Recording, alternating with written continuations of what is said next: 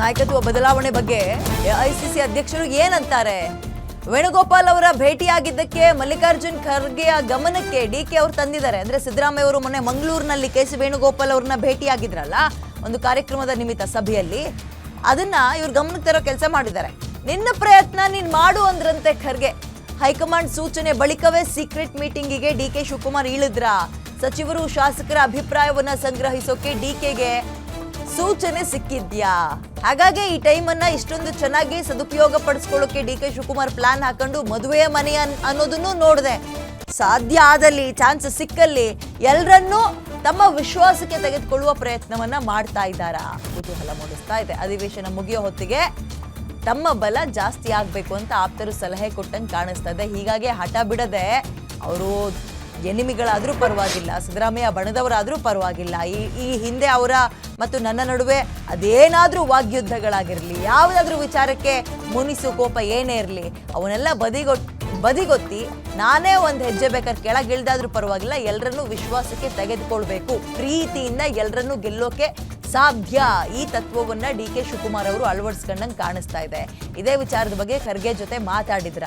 ಖರ್ಗೆ ಅವ್ರು ಕೊಟ್ಟಂತಹ ಸಲಹೆ ಸೂಚನೆಗಳು ಏನು, ಇವೆಲ್ಲವೂ ಕುತೂಹಲ. ನಾವು ಸಾಧ್ಯತೆ ಬಗ್ಗೆ ಏನು ಮಾತಾಡಿರಬಹುದು ಅನ್ನೋದ್ರ ಬಗ್ಗೆ ಮಾತಾಡ್ಬೋದು. ಯಾಕಂತ ಹೇಳಿದ್ರೆ ಅವರಂತೂ ರಿವೀಲ್ ಮಾಡಿಲ್ಲ. ರಿವೀಲ್ ಮಾಡುವಂತಹ ಸಾಧ್ಯತೆ ಅಂತೂ ತೀರಾ ಕಡಿಮೆ. ಯಾಕಂದ್ರೆ ತಮ್ಮ ಗನ್ಮ್ಯಾನ್ಗಳನ್ನೇ ಕಾರ್ನಿಂದ ಹೊರಗೆ ಕಳಿಸಿ ಇವರಿಬ್ಬರೇ ಅಂದ್ರೆ ಕಾರ್ನಲ್ಲಿ ಮೂವ್ ಆಗ್ತಾರೆ ಅಂದ್ರೆ ಕುತೂಹಲ ಮೂಡಿಸ್ತಾ ಇದೆ.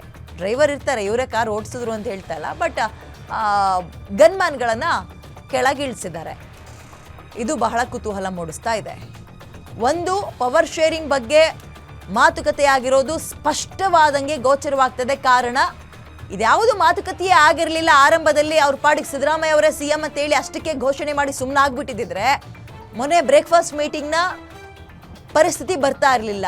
ಹೋದಲ್ಲಿ ಬಂದಲ್ಲಿ ಸಿದ್ದರಾಮಯ್ಯ ಅವರು ಈ ಹಿಂದೆ ಎಲ್ಲ ಹೇಳ್ತಾ ಇದ್ರಲ್ಲ, ದಸರಾದಲ್ಲಿ ಡೆಲ್ಲಿಯಲ್ಲಿ ನಾನೇ 5 ವರ್ಷ ಇರ್ತೀನಿ ಅಂತ ಕೇಳಲಿಲ್ಲ ಅಂದ್ರೂ ಹೇಳ್ತಾ ಇದ್ರಲ್ಲ, ಆ ಪ್ರಸಂಗಗಳು ಬರ್ತಾ ಇರಲಿಲ್ಲ. ಮೊನ್ನೆ ಬ್ರೇಕ್ಫಾಸ್ಟ್ ಮೀಟಿಂಗ್ ಆಗ್ತಾ ಇರಲಿಲ್ಲ. ಡಿಕೆ ಶಿವಕುಮಾರ್ ಸೋಷಿಯಲ್ ಮೀಡಿಯಾದಲ್ಲಿ ಮಾತಿನ ಒಂದು ತೂಕದ ಬಗ್ಗೆ ಎಲ್ರಿಗೂ ವಿವರಿಸ್ತಾ ಇರಲಿಲ್ಲ. ಸೊ ಮಾತಾಗಿದೆ, ಅದನ್ನು ಯಾವಾಗ ಈಡೇರಿಸ್ಕೊಡ್ತೀರಿ ಅನ್ನುವಂತಹ ನಿರೀಕ್ಷೆಯಲ್ಲಿ ಡಿಕೆ ಶಿವಕುಮಾರ್ ಅವರು ಇದ್ದಾರೆ.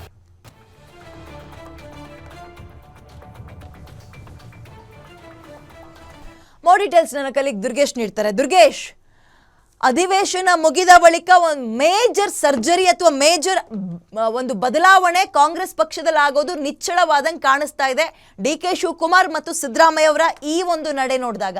ಸೊ ಇವತ್ತಿನ ಡಿಕೆ ಮತ್ತು ಖರ್ಗೆ ಅವರ ಭೇಟಿ ಬಗ್ಗೆ ಏನು ಹೇಳ್ಬೋದು?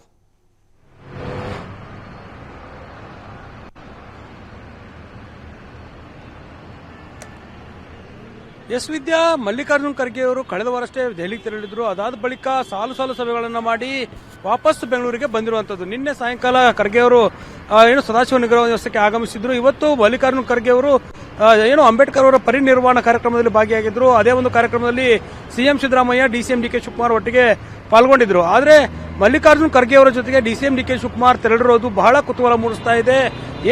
ಮಲ್ಲಿಕಾರ್ಜುನ್ ಖರ್ಗೆ ಡಿಸಿಎಂ ಡಿಕೆ ಶಿವಕುಮಾರ್ ಅವರ ವರವನ್ನು ಹೊಂದಿದ್ದಾರೆ ಅನ್ನುವಂತಹ ಮಾಹಿತಿ ಇರುವಂತದ್ದು. ಹೀಗಾಗಿ ಹೈಕಮಾಂಡ್ ಮುಂದೆಯೂ ಕೂಡ ಡಿಸಿಎಂ ಡಿಕೆ ಶಿವಕುಮಾರ್ ಅವರಿಗೆ ನೀವು ಮಾತು ಕೊಟ್ಟಿದ್ರೆ ಈಡೇರಿಸಿ ಅನ್ನುವಂತಹ ಒಂದಿಷ್ಟು ಸೂಚನೆಗಳನ್ನ ಮನವಿಗಳನ್ನು ಮಾಡುವಂತ ಕೆಲಸಕ್ಕೂ ಕೂಡ ಮಲ್ಲಿಕಾರ್ಜುನ್ ಖರ್ಗೆ ಮುಂದಾಗಿದ್ದಾರೆ ಅನ್ನುವಂಥ ಮಾಹಿತಿ ಇರುವಂತದ್ದು. ಜೊತೆಗೆ ಪ್ರಿಯಾಂಕ ಖರ್ಗೆ ಅವರು ಕೂಡ ಡಿಕೆ ಶಿವಕುಮಾರ್ ಅವರನ್ನ ಅವರ ನಿವಾಸದಲ್ಲಿ ಭೇಟಿಯಾಗಿ ಚರ್ಚೆಯನ್ನು ಮಾಡ್ತಿದ್ದಾರೆ. ಯಾಕಂದ್ರೆ ರಾಹುಲ್ ಗಾಂಧಿ ಅವರನ್ನ ಪ್ರಿಯಾಂಕ ಖರ್ಗೆ ಭೇಟಿಯಾಗಿದ್ರು. ಮಲ್ಲಿಕಾರ್ಜುನ್ ಖರ್ಗೆ ಮತ್ತು ರಾಹುಲ್ ಗಾಂಧಿ, ಸೋನಿಯಾ ಗಾಂಧಿ, ಎಐಸಿಸಿ ಅಧ್ಯಕ್ಷರಾಗಿರುವಂತಹ ಮಲ್ಲಿಕಾರ್ಜುನ್ ಖರ್ಗೆ ಅವರೇ ಸುರ್ಜೇವಾಲಾ ಮತ್ತು ಕೆಸಿ ವೇಣುಗೋಪಾಲ್ ಜೊತೆ ಕೂಡ ಚರ್ಚೆ ನಡೆಸಿದ್ರು. ಹೀಗಾಗಿ ಒಂದು ಕಡೆ ಡಿಸಿಎಂ ಡಿಕೆ ಶಿವಕುಮಾರ್ ಅವರ ಪರ ಒಲವಣ ಹೊಂದಿರುವಂತಹ ಖರ್ಗೆ ಅವರು ಡಿಸಿಎಂ ಡಿಕೆ ಶಿವಕುಮಾರ್ ಅವರ ಜೊತೆ ಇವತ್ತು ಕಾರಿನಲ್ಲಿ ಕುಳಿತು ಯಾವ ರೀತಿ ಮಾತುಕತೆಯನ್ನು ನಡೆಸಿದ್ರು ಅನ್ನೋದು ಒಂದು ಕಡೆ ಆದ್ರೆ, ಸಿಎಂ ಸಿದ್ದರಾಮಯ್ಯ ಮತ್ತು DCM DK Shivakumar breakfast meeting ನಲ್ಲೂ ಕೂಡ ಒಂದಿಷ್ಟು ಚರ್ಚೆ ಆಗಿತ್ತು. ಆ ಒಂದು ಚರ್ಚೆ ಸಂಬಂಧಪಟ್ಟಂತೆ ಡಿಕೆ ಶಿವಕುಮಾರ್ ಅವರಿಗೆ ಸಿಎಂ ನಾನು ಹೈಕಮಾಂಡ್ ಹೇಳಿದ್ರೆ ನಾನು ಸಿಎಂ ಸ್ಥಾನವನ್ನು ತ್ಯಾಗ ಮಾಡೋದಕ್ಕೂ ಕೂಡ ಸಿದ್ಧನಿದ್ದೇನೆ, ಆದರೆ ಸಚಿವರು ನನ್ನನ್ನ ರಾಜೀನಾಮೆ ಕೊಡೋದಕ್ಕೆ ಬಿಡ್ತಾ ಇಲ್ಲ ಅನ್ನುವಂತ ಒಂದು ಮಾತನ್ನ ಹೇಳಿದ್ರಂತೆ. ಹೀಗಾಗಿಯೇ DCM DK Shivakumar CM Siddaramaiah ಅತ್ಯಾಪ್ತರನ್ನ ಭೇಟಿ ಮಾಡುವಂತಹ ಪ್ರಯತ್ನ ಮಾಡ್ತಾರೆ. ಸೀಕ್ರೆಟ್ ಮೀಟಿಂಗ್ ಗಳನ್ನ ಮಾಡುವ ಮೂಲಕ ತಮ್ಮ ಬಲವನ್ನು ಹೆಚ್ಚಿಕೊಳ್ಳೋದು ಒಂದ್ ಕಡೆ ಆದ್ರೆ, ಮಲ್ಲಿಕಾರ್ಜುನ್ ಖರ್ಗೆ ಅವರು ಖುದ್ದು ಕೆಲವೊಂದಿಷ್ಟು ಸಲಹೆ ಸೂಚನೆಗಳನ್ನು ನೀಡಿದ್ದಾರೆ. ಹೀಗಾಗಿ ಡಿಸಿಎಂ ಡಿಕೆ ಶಿವಕುಮಾರ್ ತಮ್ಮ ಪ್ರಯತ್ನವನ್ನ ಮುಂದುವರಿಸ್ತಾ ಇದ್ದಾರೆ.